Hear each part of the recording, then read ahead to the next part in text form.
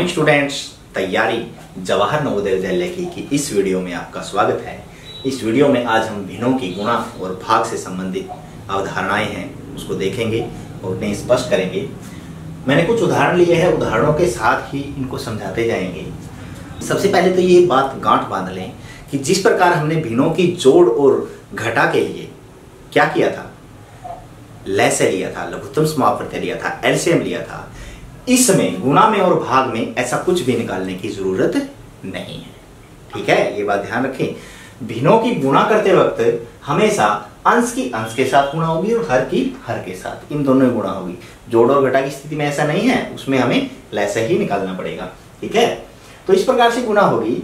और एक और चीज इसमें ध्यान रखनी है कि कोई भी ऊपर वाली संख्या, ऊपर वाली का मतलब अंश, और नीचे वाली संख्या, इन दोनों का, ऊपर वाली संख्या और नीचे वाली संख्या में किसी भी संख्या में जो सारगुणखंड है वो नहीं होना चाहिए। किसी में भी जब करते रहेंगे तो वो आपको स्पष्ट हो जाएगा। जैसे यहाँ देखें, इनमें कोई भी सारगुणखंड नहीं है तो सीधा गुणा कर देंगे। 5 एकम 5 और बटे 4 दिए 12 हमारे पास इसका उत्तर आ गया। ठीक है, ये उत्तर हमारा 5 बटे 12 आ गया। अब इस स्थिति में देखें, ऊपर 3 है और 20 है, नीचे 8 है और 21 है।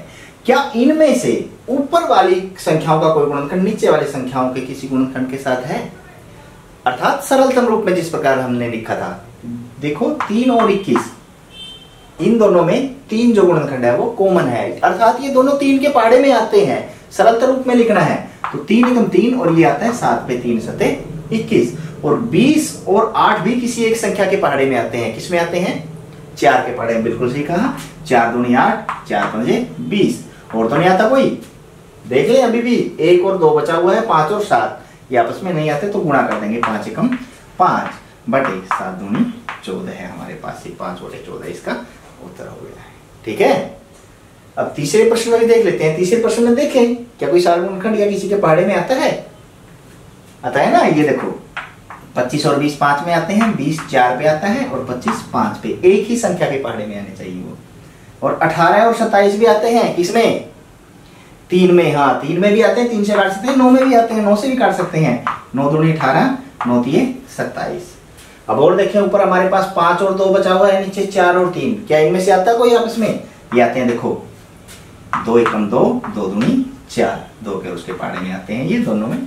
ठीक है, अब यहाँ 1 और 5 बच गया तो 5 एकम 5 और नीचे बचा 2 और 3, 2 तिये 6, हमारे पास ये 5 बटे 6 इसका उत्तर आ गया है। ठीक है, ये थी हमारे पास भिन्नों की गुणा।